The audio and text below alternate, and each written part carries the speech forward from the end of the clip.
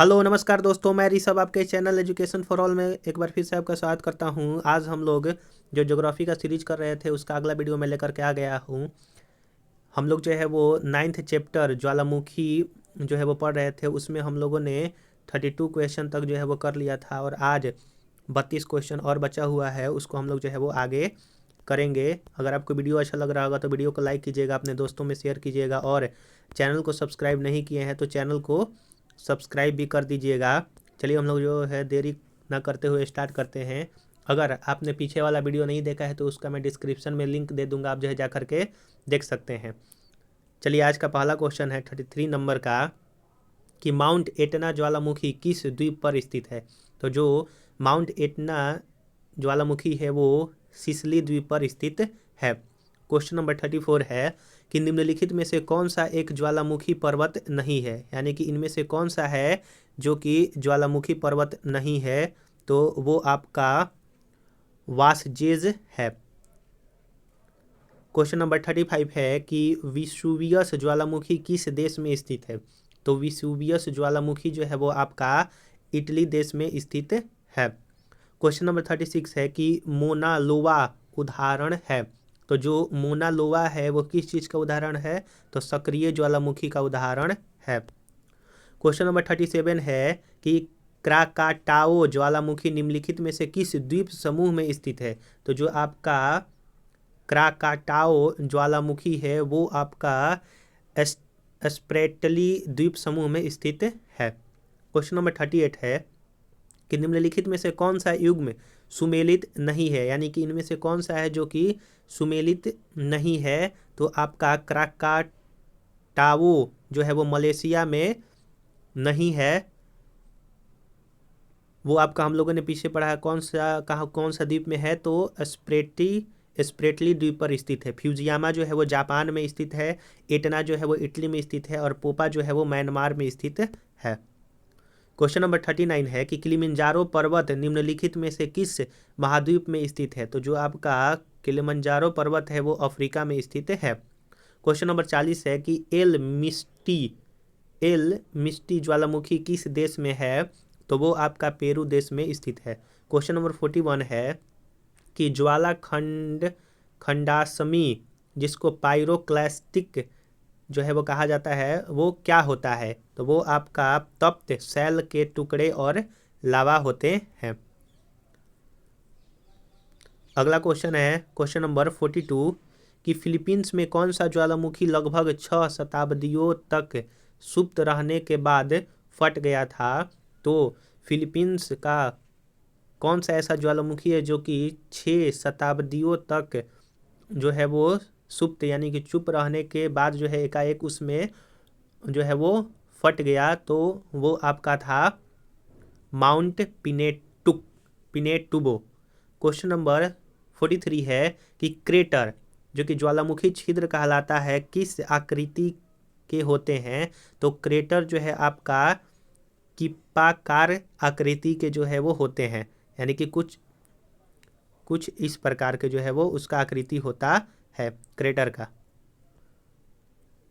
Question number 44 है कि निम्नलिखित में से कौन सी गैस ज्वालामुखी उद्भेदन के समय नहीं निकलती है। तो वो आपका ऑक्सीजन है। क्वेश्चन नंबर 45 है कि ज्वालामुखी के उद्गार के समय निकलने वाली गैस में जल वाष्प की मात्रा कितना प्रतिशत होता है। तो वो आपका 80 से 90% होता है, यानी कि जब ज्वालामुखी जो है वो फटता है तो उस समय जल वाष्प की मात्रा जो है आपका 80 से 90% होता है। क्वेश्चन नंबर 46 है कि विश्व का सर्वाधिक ज्वालामुखी वाला क्षेत्र कौन सा है। तो जो विश्व का सर्वाधिक ज्वालामुखी वाला क्षेत्र है वो फिलीपाइन द्वीप सागर है। क्वेश्चन नंबर 47 है कि निम्नलिखित में से कौन सा सुमेलित नहीं है, यानी कि कौन सा जो है वो आपका गलत है। तो निष्क्रिय ज्वालामुखी जो है वो एटना में यह जो है वो गलत है। शांत ज्वालामुखी देमवंद में है। जागृत ज्वालामुखी जो है वो स्ट्राम्बोली में है और प्रसूत ज्वालामुखी जो है वो क्राकाटोआ में स्थित है, टाओ में स्थित है। क्वेश्चन नंबर 48 है कि अस्ट्राम्बोली ज्वालामुखी कहाँ स्थित है? तो अस्ट्राम्बोली ज्वालामुखी जो है वो लिपारी द्वीप पे स्थित है। क्वेश्चन नंबर 49 है कि निम्नलिखित में से कौन विश्व का सबसे ऊंचा ज्वालामुखी पर्वत है? तो विश्व का सबसे ऊंचा ज्वालामुखी जो पर्वत है वो माउंट कोटोपैक्सी है। क्वेश्चन नंबर 50 है कि माउंट एरेबस ज्वालामुखी निम्नलिखित में से किस महाद्वीप में स्थित है? तो माउंट एरेबस ज्वालामुखी जो है वो आपका अंटार्कटिका में स्थित है। क्वेश्चन नंबर 51 है कि निम्नलिखित में से कौन प्रसुप्त ज्वालामुखी है? तो इनमें से कौन सा है जो कि प्रसुप्त ज्वालामुखी है? तो क्राकाटाओ ज्वालामुखी जो है वो प्रसुप्त ज्वालामुखी है। क्वेश्चन नंबर 52 है कि निम्नलिखित में से कौन सक्रिय ज्वालामुखी नहीं है? यानी कि इनमें से कौन सा है जो कि सक्रिय ज्वालामुखी नहीं है? तो किलिमंजारो जो है वो सक्रिय ज्वालामुखी नहीं है। क्वेश्चन नंबर 53 है कि निम्नलिखित में से कौन मृत ज्वालामुखी नहीं है? यानी कि इसमें से कौन है जो कि मृत ज्वालामुखी नहीं है? तो मोनालोवा है जो कि मृत ज्वालामुखी नहीं है। क्वेश्चन नंबर 54 है कि 10,000 धुआरों की घाटी अ वैली ऑफ स्मोक्स पाई जाती है। तो अ वैली ऑफ स्मोक्स जो है वो पाया जाता है आपका अंटार्कटिका में। क्वेश्चन नंबर 55 है कि विस्फोट की तीव्रता के आधार पर ज्वालामुखियों के प्रकार का सही आरोही क्रम कौन सा है? तो वो आपका है हवाई तुल्य, फिर उसके बाद अस्ट्राम्बोली तुल्य है, फिर वल्केनियन तुल्य है और फिर इसके बाद पिलियन तुल्य है। अगला क्वेश्चन है क्वेश्चन नंबर 56 है कि निम्नलिखित में से किस प्रकार के ज्वालामुखी में सर्वाधिक विस्फोट जो है वो उद्गार होता है? तो वो होता है पिलियन तुल्य ज्वालामुखी में है वो सबसे सर्वाधिक विस्फोट उद्गार होता है। क्वेश्चन नंबर 57 है कि पेले के बाल यानी कि प्लेज हेयर का संबंध निम्नलिखित में से किस प्रकार के ज्वालामुखी से है? तो वो आपका हवाई तुल्य ज्वालामुखी से है। क्वेश्चन नंबर 58 है कि निम्नलिखित में से किस प्रकार के ज्वालामुखी की आकृति गोभी के फूल जैसी होती है? तो गोभी के फूल जैसी जो है वो वल्केनियन तुल्य के ज्वालामुखी का आकार होता है, गोभी के फूल जैसा। क्वेश्चन नंबर 59 है कि निम्नलिखित में से किस प्रकार के ज्वालामुखी को फिलियन तुल्य ज्वालामुखी भी कहा जाता है? तो फिलियन तुल्य ज्वालामुखी जो है वो विसुबियस तुल्य को कहा जाता है।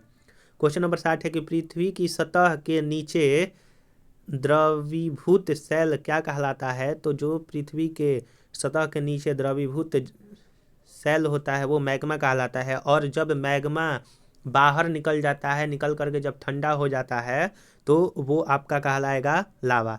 यानी कि जो अंदर जब तक से लिक्विड फॉर्म में है तो वो मैग्मा कहलाएगा, जो है वो बाहर निकला और ठंडा हो गया तो वो जो है वो लावा कहलाता है। आप जो है याद रखिएगा दोनों में अंतर।